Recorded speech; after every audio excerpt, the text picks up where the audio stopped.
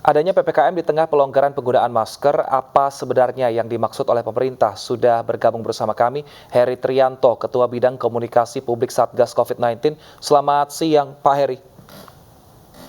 Selamat siang, salam sehat. Salam sehat. Pak, ini bisa dijelaskan, Pak, sebenarnya keselarasan antara pelonggaran penggunaan masker dan PPKM ini seperti apa? Karena masker sudah dilonggarkan, tapi ternyata untuk PPKM masih berlanjut, Pak. Iya, masker ini sebenarnya masih merupakan kewajiban di tempat tertutup dan transportasi publik. Kemarin yang dilonggarkan itu adalah pemakaian di tempat terbuka yang tidak banyak orang. Jadi tolong ini dipahami secara hati-hati, dan memang sebagaimana yang disampaikan Presiden, itu yang diperbolehkan adalah tidak menggunakan masker di luar ruang dan tidak banyak orang. Tapi selebihnya sebenarnya tidak banyak perubahan, tidak ada perubahan, dan kecuali kemudian di peraturan terkait dengan pelaku perjalanan dalam dan luar negeri, di mana tidak diperlukan testing lagi. Jadi ini ada pelonggaran yang secara bertahap dilakukan, dan PPKM ini memang tidak atau belum diakhiri. Yang ada adalah setiap minggu biasanya dievaluasi apakah satu daerah itu akan turun levelnya atau naik levelnya, tergantung surveillance di daerah masing-masing ya.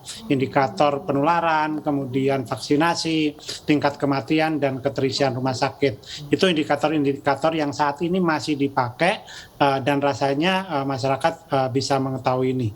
Baik, Pak Heri, tadi Anda sebutkan bahwa ada pelonggaran masker, lalu juga tidak perlu melakukan tes COVID, bahkan pusat perbelanjaan atau mal juga tutup lebih malam. Lantas apa sebenarnya fungsi PPKM saat ini di tengah segala sesuatunya sudah mulai dilonggarkan dan hampir menuju ke kehidupan normal sebelumnya, Pak?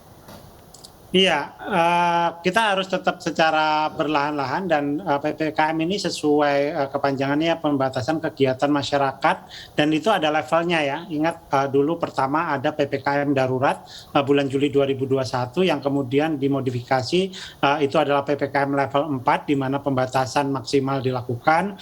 Kemudian ada PPKM level 3, level 2, dan yang level cukup aman sebenarnya di level 1, di mana aktivitas masyarakat itu relatif normal, tetapi kita harus tahu ini adalah normal baru, di mana sama sekali berbeda dengan sebelumnya, di mana screening misalnya juga harus dilakukan di tempat-tempat perbelanjaan, di tempat-tempat publik yang mungkin terjadi kerumunan, untuk memastikan bahwa siapapun yang berkerumun itu dalam kondisi sehat dan mereka sudah menjalani vaksinasi secara lengkap.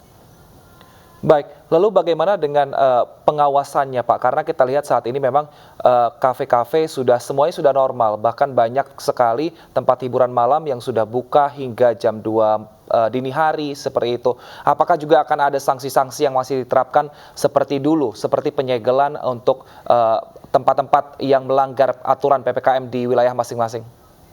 Iya, aktivitas masyarakat atau tempat hiburan misalnya itu juga menyesuaikan PPKM, dan itu ada matriknya yang bisa dilihat juga oleh masyarakat kayak gitu. Dan tentu saja seperti disampaikan Menteri Kesehatan pekan ini, disampaikan bahwa yang menjadi subjek dari penanggulangan COVID ini adalah masyarakat Indonesia. Jadi masyarakat yang menjadi garda terdepan, bagaimana melindungi dirinya, melindungi orang lain. Ini yang harus benar-benar 2 tahun ini membuat kita semua belajar, membuat kita menyesuaikan diri. Jadi tidak perlu ada dikotomi bahwa ini sudah normal sama sekali, atau ini belum normal, atau masih dibatasi, kira-kira seperti itu. Tetapi kita juga harus tahu bahwa ini adalah normal baru ketika kita mengadaptasi kebiasaan baru, adaptasi kebiasaan hidup sehat gitu ya, bersih dan sehat, yang kemudian menghindari kita dari infeksi. Baik, terima kasih atas penjelasannya Pak Heri. Masyarakat tetap diimbau tetap taat protokol kesehatan walaupun segala pelonggaran sudah dilakukan. Terima kasih sudah bergabung di iNews Siang.